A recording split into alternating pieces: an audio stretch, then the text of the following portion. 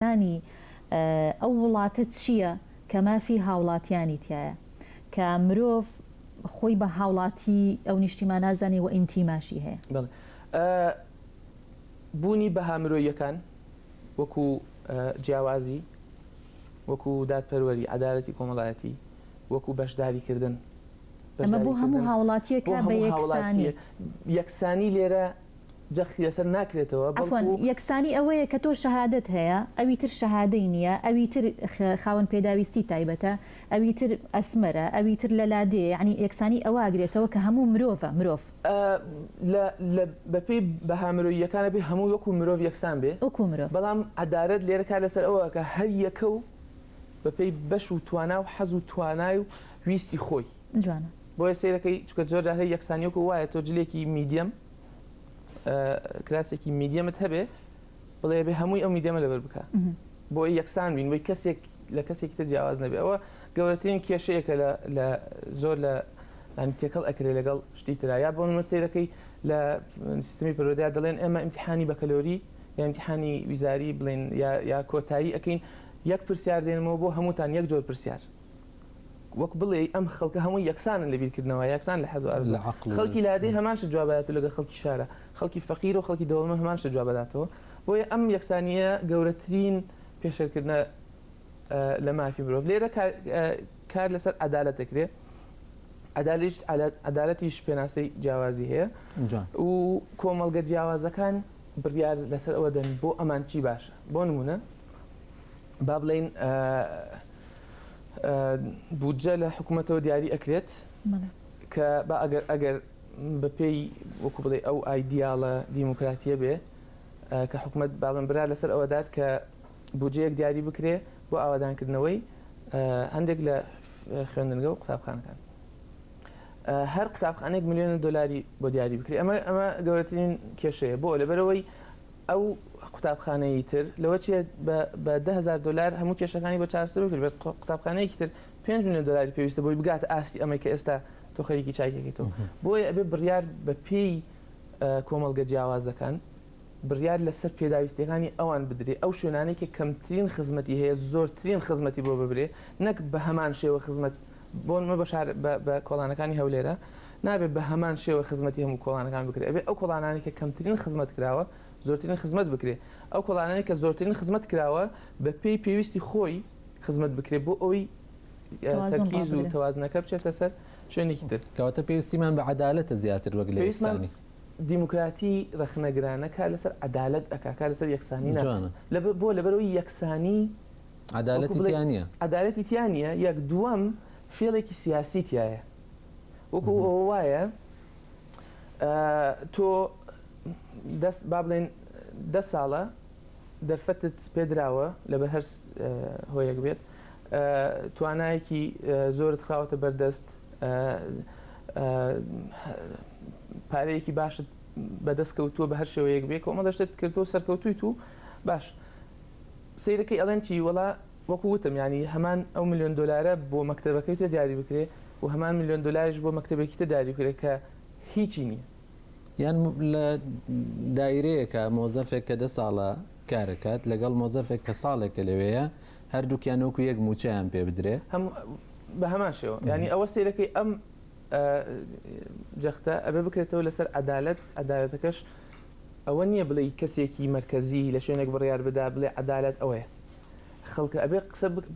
دیموکراتی بەشداری پێکردن یا بەشداریکردن کار لەسەر ئەوە کات کە تۆ ئەچیت گوێ لە فڵان ناحیە ئەگریت، خەڵکی ئەبێ خۆیان میکانیزمی کار و شتی خۆیان دیاریکردن ئەڵێن ئێمە ئەوەمان ئەوێت، ئێمە ئەمانەیە کتێبەکانمان ئەو نوع ئابابەتی تیاابێ، ئەمانەوێت مامۆستاکانمان ئەو نوع ئەقسانە بکەن، ئەمانەوێت خەڵکەکەی ئێمە بەو نوع ئێمە ئاوا خۆمان ئەبینی خۆمان پێناسە ئەەکەین. ئەمەش بۆ شتێ نیە بڵێ تەمان ئەم بڕیارە شتێ نیە بڵێ لە بەیانیەوە ئەکەین، ئەبێ ئیشی بۆ بکرێت، ئەبێ پلانی درێژخایەنە فرۆسەیەکی درێژخانە ئەو خەڵکە هوشیار بکرێن کە تۆ کەسێکت پەروەردە کرد کە ئازاد بوو، ئەخلاقی بوو، بۆی کە بڕیاریدا خۆی لە نەک لە ترسا نەک لە بەرخاتی سیاست بڕیاریدا لەسەر ئەوەی چی باشە بیکات و چی خراپن نەیکات، نەترسێ کۆمەڵێ دەرفەتی هەبێ ئەو کاتە بڕیار ئەدا خۆی بڕیار ئەدا و دڵنیاش بە بڕیار لەسەر شتی خراپ نادا. قەت کەسێک نییە کە هەموو ژیانی لە لادێ بێ بڕیار بدا بڵێ من ئەمەوێ شتێ بخوێنم بەس باسی عیلەکەی خۆم بکە شتی وان نییە لەبەرەوە پەروەردەی دیموکراتی ڕەخنەگرانە ئەوەیە کە تۆ و بەشداری پێکردن ئەوەیە کە تۆ کار لەسەر تەنها هەڵبژاردەیەکی خەڵک ناکەیت لە انتخابات و لە هەڵبژاردنەکانی پەرلەمان وەکو نوێنەری تۆ بەڵکو تۆ بەشداری لە دانانی مختاری گەڕەکەت بەشداری لە دانانی ئەو کەسێکە دێک خڵانەکەت بۆ پاکەکاتەوە ینی من ئەندامێکی پەرلەمان لەوە چێت 10 ساڵ ئیش بکە ڕۆژێک ئیشەکەی ئەو بەر من نەکەوێت وەکو هەوایەکیش بەرگیانم نەکەوێت بەڵام ئیشی مختارەکە بەر من نەکەوێت ماقول لە بەشدارم لە دیاریکردنی مختارە بچم بەشدارم لە دیاریکردنی سەرۆکە ئاخر کامێن بۆ ژیانی ڕۆژانی من گرنگی هەیە بۆیە دیموکراتی ڕەخنەگرانە پەروەردەی دیموکراتی ڕەخنەگرانە کار لەسەر ئەوە کە تۆ ئەو کۆمەڵگە بچووکانە بە پێی گەورە بچووکی خۆی دیاری بکەیت ئەوان بڕیار ئەدەن و ئەمە وەکو بڵێ پەیوەندی دروست ئەکەن و تەنها دیموکراتی بۆیش لە سەرەتاوتم میکانیزمی هەڵبژاردن و دەنگدان نییە بۆی کە تۆ کۆمەڵی خەڵک دیاری بکەیت بەڵکو بەشداریە لە ورد و درشتی ژیانی خۆتە گەورەترین شت ئەوەیە کە تۆ خۆت منداڵت بەناو سیستەمی پەروەردە ئەڕات چەند کەس لە خەڵکی ئێمە بەشدارە لەوەی لە مەکتەباتی ئەخوێنرێ مامەڵی مامەسا و تەلەبەچیە مامۆسای تەلەبەچیە دروستکردنی مەکتەبەکە دیوار و دانیشتنەکە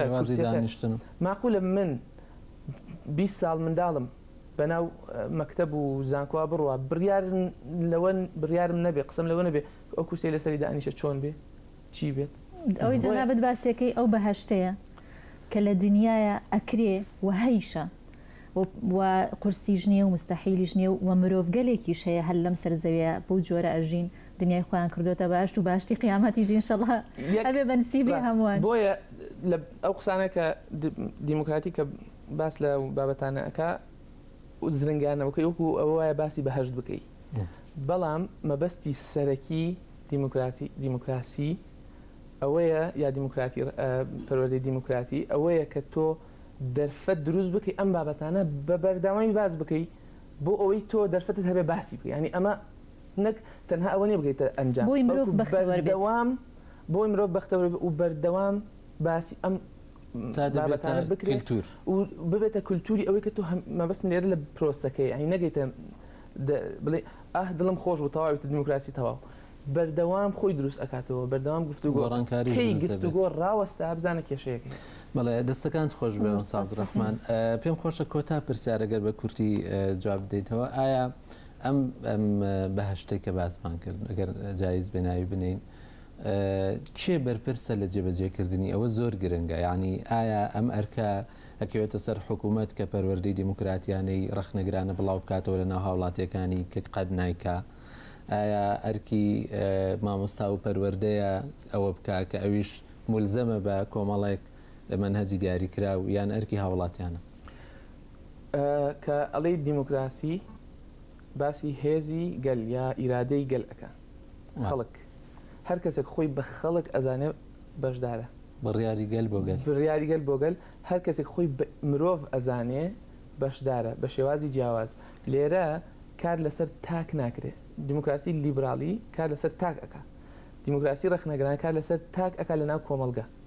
بۆیە تاکەکان هەموو هەریەکە لە لای خۆیەوە بەشدارە بە هەماهەنگی لەگەڵ کۆمەڵگە زۆر سپاسی جەناب دەکەم زۆر سپاس بۆ بەڕێز عەبدوڕەحمان سەید ئەحمەد قوتابی دکتۆرا لە سۆسیۆلۆژیا و سیاسەتی پەروەردەی سەرکەوتوبی خۆشەویستان دەچینە لای راپۆرتی پەیامنێران پرۆژەی دۆستانی ڕەسوڵڵا لە شاری کۆیە بە هاوکاری دەنگی یەگرت و هاوکاری بەسەر سەد خێزانی کوردانی ئاوەری ڕۆژئاوا دابش کرد بۆ مادە هەجەمان راپۆرتێکی ئامادە کرد